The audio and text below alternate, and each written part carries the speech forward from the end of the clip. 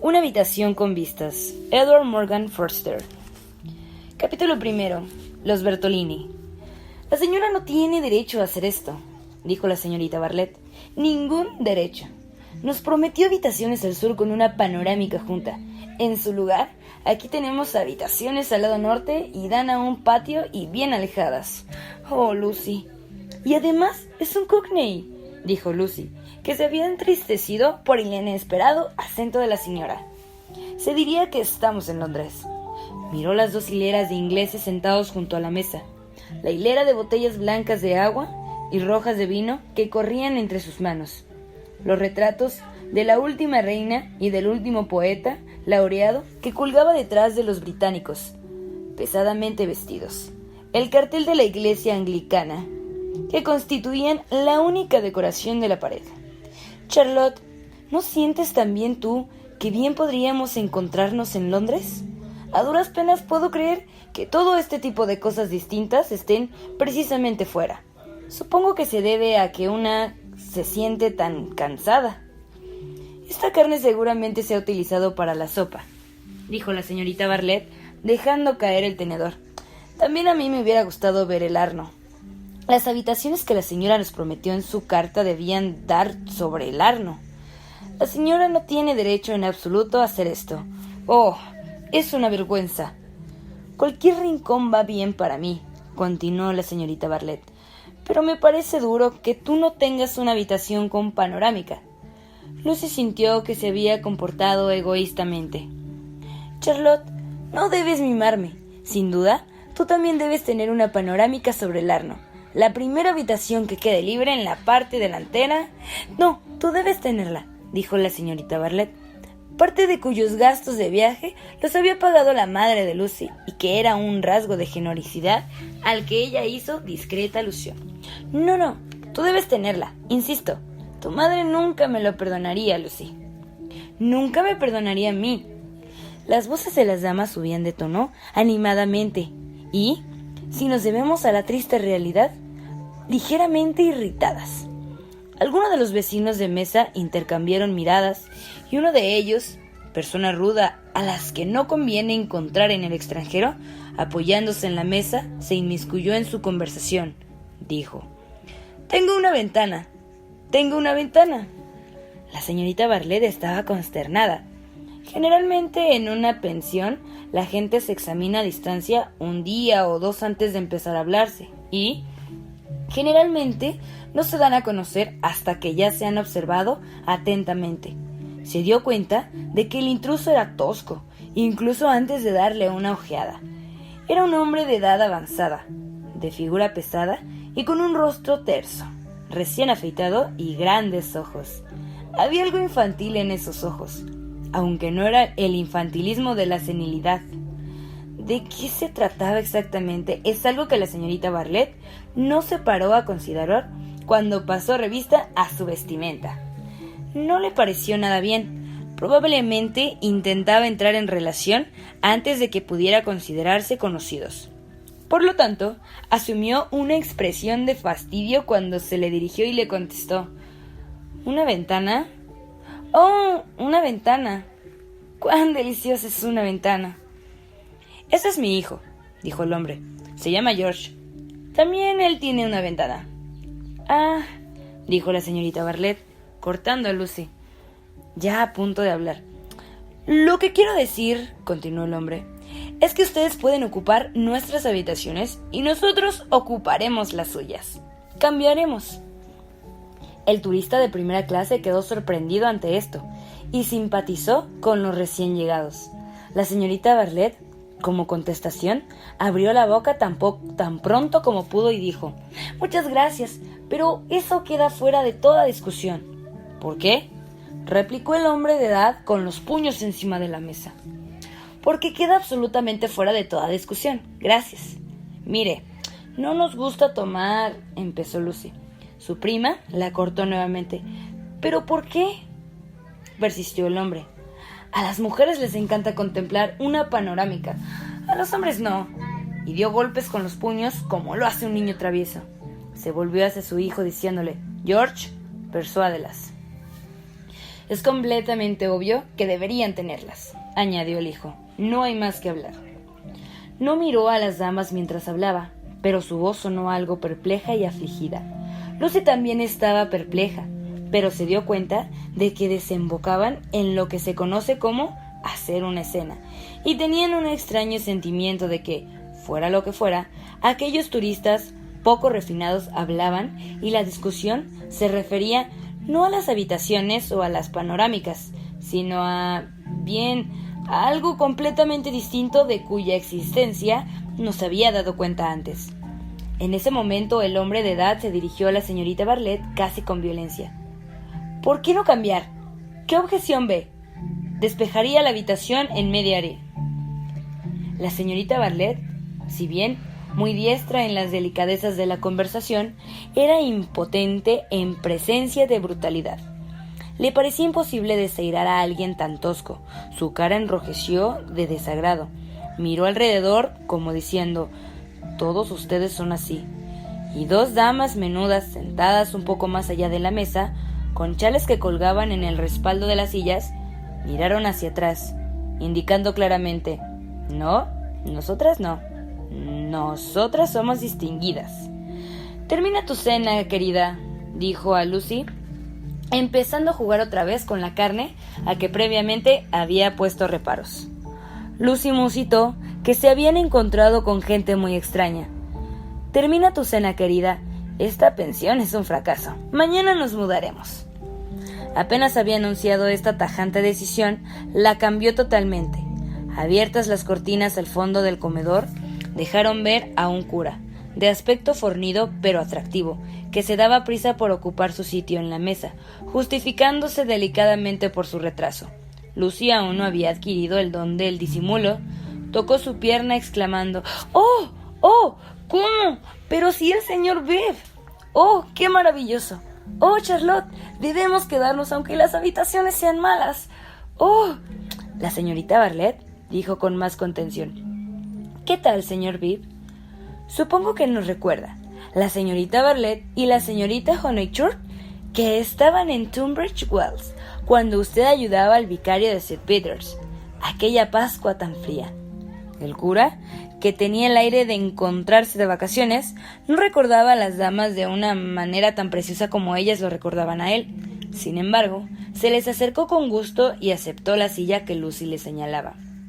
«Estoy muy contenta de verle», dijo la muchacha, que se hallaba en un estado de hambre espiritual y se habría alegrado de poder dirigirse al camarero si su prima se lo hubiera permitido. «Es fantástico lo pequeño que resulta el mundo, y Summer Street también, lo que hace esto especialmente divertido». «La señorita Honeychurch vive en la parroquia de Summer Street», dijo la señorita Bartlett, contemplando la laguna. «Y a lo largo de la conversación me ha contado que usted ha aceptado el puesto de...». «Sí, me lo dijo mi madre la semana pasada. Ella no sabía que lo había conocido en Tunbridge Wells, pero le contesté inmediatamente diciéndole: «El señor Bev es...». «Totalmente cierto», dijo el cura. «Voy a trasladarme a la rectoría de Summer Street el próximo mes de junio. Me alegra mucho haber sido contratado para un vecindario tan encantador». «¡Oh, qué contenta estoy! El hombre de nuestra casa es Windy Corner». El señor Bev asintió con la cabeza. «Somos mi madre y yo generalmente, y mi hermano, aunque no es frecuente que consigamos meterlo en la iglesia está muy lejos, quiero decir». «Querida Lucy, deja que el señor Bev tome su cena». «Estoy comiendo, gracias, y me gusta». Preferiría hablar con Lucy, cuyas interpretaciones recordaba un poco más que a la señorita Bartlett, quien probablemente recordaba sus sermones. Preguntó a la muchacha si conocía bien Florencia y la informó ampliamente de que antes no había estado allí.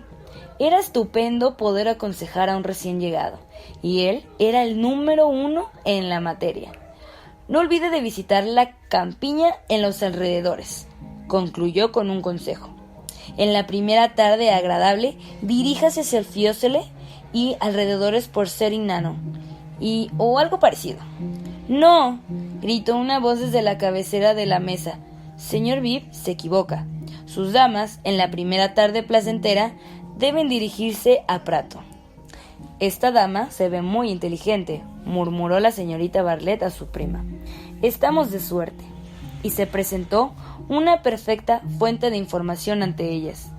La gente les aconsejaba, les decía lo que tenían que ver, cuándo tenían que verlo, cómo parar los tranvías, cómo escapar de los pordioseros, cuánto debían ofrecer a un pergamino, cuánto aprenderían allí. La pensión Bertolini había decidido, casi entusiásticamente, lo que harían. Por donde quiera que miraran, amables damas sonreían y les hablaban. Y por encima de todos ellos surgía la voz de la avispada dama diciendo a gritos: ¡Prato! Deben visitar Prato. No hay palabras que puedan describir ese lugar. Lo adoro. Me siento feliz librándolas de las trabas de la respetabilidad que ustedes conocen. El joven llamado George miró de reojo a la avispada dama y siguió caprichosamente con su comida. Obviamente ni él ni su padre intervenían. Lucy, en medio de su éxito, encontró ocasión para desear que intervinieran. No le producía ningún placer suplementario que se diera a alguien de lado, y cuando se retiraban, se volvió y lanzó a los dos intrusos un pequeño y nervioso saludo. El padre no se dio cuenta. El hilo lo agradeció, no con otro saludo, sino moviendo las cejas y sonriendo. Parecía sonreír por encima de algo. Caminó deprisa siguiendo a su prima, que ya había desaparecido por entre las cortinas, una de las cuales fue a dar en su cara y le pareció mucho más pesada que una simple tela. Un poco más adelante se encontraba la informal señora dando las buenas noches a sus huéspedes, acompañada por Henry, su hijo pequeño, y Victorier, su hija. Representaba una curiosa escena esa tentativa de una cockney, impartiendo la gracia y la genialidad del sur. E incluso, más curioso era el recibidor, que intentaba realizar con el sólido confort de una casa de huéspedes de Bloomsbury. ¿Era realmente Italia? La señorita Bartlett se había sentado ya en un sillón estrechamente tupido, que tenía el color y el contorno de un tomate. Estaba hablando con el señor Bibb, quien mientras hablaba movía hacia adelante y hacia atrás su larga y estrecha cabeza, lentamente, regularmente, como si derrumbara algún obstáculo invisible. Le estamos muy agradecidas, le iba diciendo. La primera noche es muy importante. Cuando usted llegó, nos encontrábamos en un peculiar Mauvaise quart-d'heure. Él expresó su pesar por ello. ¿Por azar conoce usted el nombre del señor de edad avanzada que estaba sentado frente a nosotras durante la cena? Emerson. ¿Es amigo suyo? Somos amigos en la medida en que se puede llegar a ser en las pensiones. La impulsó muy suavemente a que dijera más. Soy, por así decirlo, concluyó, la carabina de mi joven prima Lucy, y sería grave si la obligase a tratar gente de la que no sabemos nada. Su comportamiento fue algo desafortunado. Me parece que me comporté como debía. Usted se comportó de la manera más natural, le dijo. Parecía estar pensando algo, y al cabo de algunos momentos añadió. A pesar de todo, no me hubiera parecido una gran equivocación si hubiesen aceptado. Equivocación no, sin duda, pero no podíamos someternos a una obligación. Él es, en cierta manera, un hombre peculiar. Dudó de nuevo y luego dijo educadamente. Me parece que no se hubiera aprovechado de que hubieran aceptado, ni tan siquiera esperaba que le demostraran gratitud. Tiene el mérito, si es un mérito, de decir exactamente lo que piensa. Tiene unas habitaciones que no les da valor y cree que ustedes se lo darían. No pensó ni por un momento en imponerles ninguna obligación, sino que pensó en ser amable. Es difícil, en definitiva, encuentro que es difícil comprender a la gente que dice la verdad. Lucy estaba complacida y alegó. Esperaba que fuera una persona agradable. Siempre espero que las personas sean agradables. Creo que lo es. Agradable y pesado. Discrepo de él, por lo menos en algunos aspectos de cierta importancia. Y también espero que usted diferirá. Es un tipo con el que no se está de acuerdo y eso se siente. Inmediatamente de su llegada molestó a la gente. No tiene tacto ni trato social, con lo que no quiero decir que sea maleducado, y no sabe callarse lo que piensa. Casi nos quejamos tanto de él como de nuestra deprimente señora, pero me alegra decir que somos capaces de mejores juicios sobre él. ¿Debo deducir que es socialista?, dijo la señorita Bartlett. El señor Bib aceptó el conveniente término no sin fruncir los labios. Y se puede presuponer que ha educado a su hijo para socialista también. «Oh, usted me tranquiliza», dijo la señorita Bartlett. ¿Cree usted que yo debía haber aceptado su ofrecimiento? ¿Cree que he demostrado ser estrecha de miras y suspicaz? No, en absoluto, le respondió.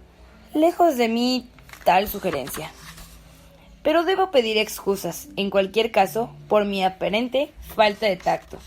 Le contestó con cierta irritación que era totalmente innecesaria mientras se levantaba de su asiento para dirigirse al salón a fumar.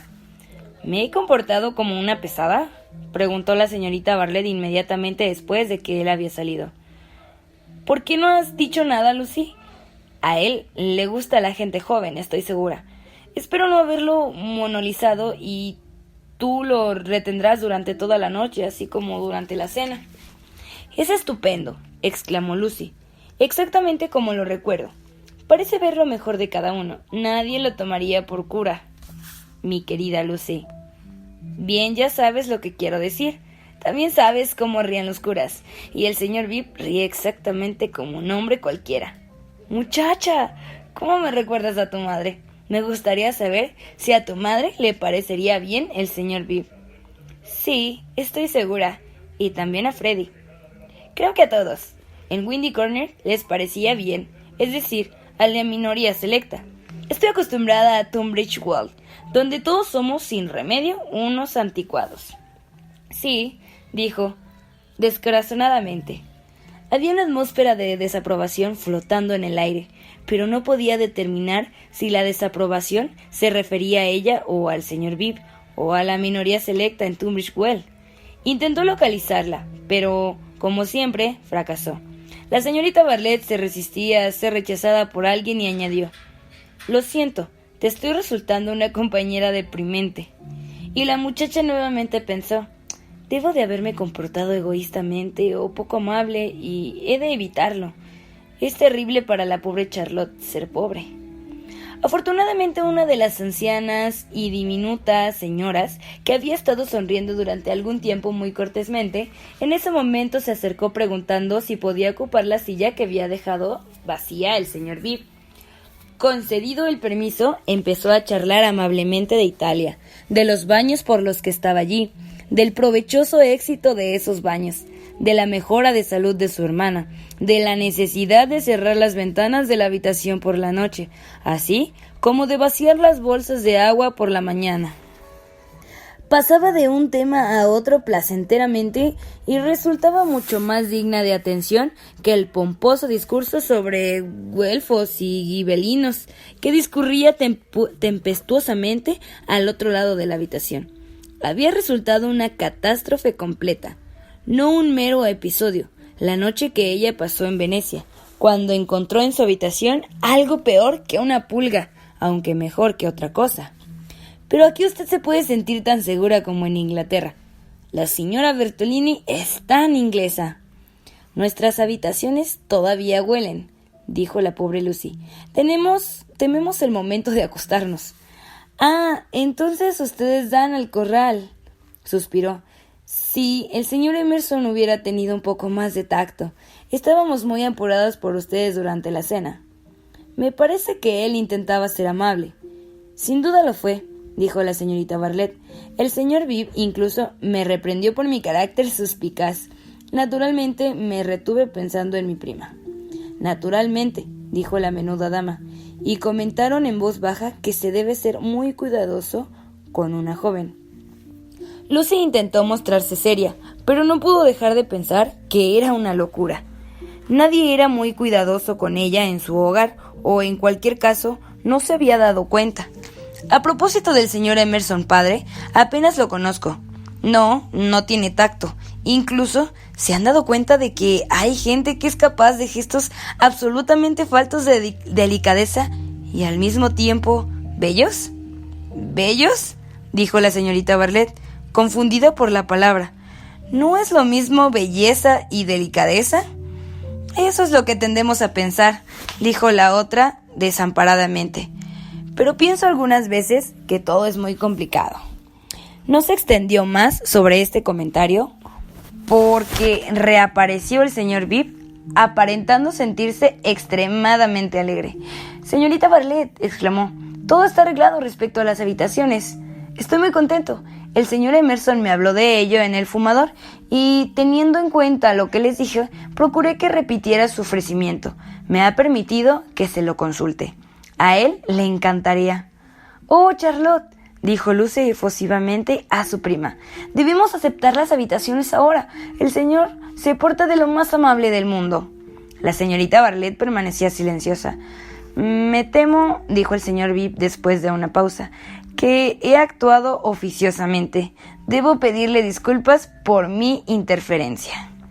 Profundamente contrariado, se volvió con intención de irse. No lo había hecho todavía cuando la señorita Bartlett repuso: «Mis propios deseos, queridísima Lucy, no son importantes en comparación con los tuyos. Sería, además, duro si yo te frenara en hacer algo en Florencia lo que te apetezca, cuando, si estoy aquí, es únicamente por tu bondad. Si deseas que cambie de parecer con estos señores respecto a sus habitaciones, lo haré. Señor Bib, ¿sería tan amable de decir al señor Emerson que acepto su gentil ofrecimiento? Además, ¿será tan amable que le haga venir para que pueda darle las gracias personalmente?» Su voz subía de tono mientras hablaba. Se oía por todo el salón silenciado a güelfos y gibelinos. El cura, interiormente criticando al sexo débil, asintió con la cabeza y se dirigió a transmitir el mensaje. «Recuerda, Lucy, que solamente yo estoy implicada en esto. No deseo que la aceptación venga de tu parte. Prométemelo por lo que más quieras». El señor Bib regresó y manifestó con cierto nerviosismo: «El señor Emerson, padre, tiene un compromiso, pero en su lugar aquí tenemos al hijo». El joven miró fijamente al suelo hacia donde estaban sentadas las tres damas, quienes se sentían como sentadas en el suelo, tan bajos eran sus asientos. «Mi padre», dijo, «está en el baño, por lo que no puede darle las gracias a él personalmente, pero dígame el mensaje y se lo transmitiré tan pronto como salga». La señorita Bartlett no podía con lo del baño. Toda su encopetada educación, en principio, se estrelló. El joven Emerson se apuntó un notable triunfo para deleite del señor Bib y secreto deleite de Lucy. «Pobre joven», dijo la señorita Bartlett tan pronto como él se retiró. «Está tan molesto con su padre con esto de las habitaciones. Ha hecho cuanto ha podido para resultar educado. En media hora más o menos sus habitaciones estarán dispuestas», dijo el señor Bib, y mirando algo meditadamente a las dos primas, se retiró a su habitación para escribir su filosófico diario. «Oh, querida», suspiró la menuda y anciana señora, y se estremeció como si todos los vientos celestiales hubieran penetrado en el piso. «Los caballeros algunas veces no se dan cuenta». Su voz sonó lejana, pero la señorita Bartlett pareció comprender, y se estableció una conversación sobre que los caballeros no se dan completa cuenta de las cosas. Lucy, no dándose cuenta tampoco, se dedicó a leer. Tomó la Guía del Norte de Italia, del Baedeker, y se dispuso a aprender de memoria los hechos más notables de la historia de Florencia, puesto que estaba decidida a divertirse sola a la mañana siguiente. De esa manera, la media hora transcurrió provechosamente y al fin la señorita Bartlett se levantó con un suspiro diciendo: «Creo que debo probar ahora». «No, Lucy, no te muevas. Yo supervisaré el traslado». «¿Cómo podrás arreglártelas con todo?», dijo Lucy. «Tranquila, querida, es asunto mío. Pero me gustaría ayudarte un poco». «No, querida». La energía de Charlotte y su altruismo siempre había sido así a lo largo de su vida, pero en el viaje a Italia iba más allá de sus posibilidades. Así pensaba Lucy, o se esforzaba por pensar. aunque había en ella un sentimiento rebelde, pensando que debían haber aceptado de una forma menos convencional y más bella. En cualquier caso, entró en su habitación sin ninguna sensación de gozo. «Quiero aclararte», dijo la señorita Bartlett, «porque me he quedado con la habitación más grande. Naturalmente te la hubiera dado a ti. Sucede, sin embargo, que era la del joven, y estoy segura que a tu madre no le parecería muy bien». Lucy se sentía aturdida. «Dado el caso de que hemos aceptado un favor, es más conveniente que te muestres agradecida al padre más que a él. Soy una mujer que ha vivido, a mi modesta manera, y sé dónde van a parar las cosas. Sin embargo, el señor Bibb es una garantía tal que ellos no presumirían de esto». «Mamá no haría caso, estoy segura», dijo Lucy, pero de nuevo tuvo el presentimiento de más amplias e insospechadas consecuencias. La señorita Bartlett únicamente suspiró envolviéndole en un brazo protector al tiempo que le daban las buenas noches. Esto le produjo a Lucy una sensación de oscurecimiento, y cuando llegó a su habitación abrió la ventana y respiró el aire limpio de la noche, pensando en la amabilidad del caballero que le permitía ver las luces bailando en el Arno y los cipreses de San Miniato, a los valles de los Apeninos oscuros de la luna saliente escondida detrás. La señorita Bartlett, en su habitación, cerró las contraventanas y la puerta con llave. Se dio una vuelta por la habitación para inspeccionar dónde daban los armarios y si había altillos o entradas secretas. Entonces fue cuando vio, clavada con una aguja en una repisa del baño, una hoja de papel en la cual había garabateado un enorme signo de interrogación. Nada más. «¿Qué significa esto?», pensó, y lo examinó cuidadosamente a la luz de una bujía. Sin significación en principio, gradualmente se convirtió en algo amenazador, ofensivo, de mal agüero. Le cometió un impulso de romperlo, pero afortunadamente recordó que no tenía ningún derecho a hacerlo, puesto que pertenecía al joven señor Emerson. Lo desclavó cuidadosamente y lo colocó entre los dos pedazos de papel secante para guardarlo intacto para él. Seguidamente completó su inspección de la habitación, suspiró pesadamente, según era su costumbre, y se metió en la cama.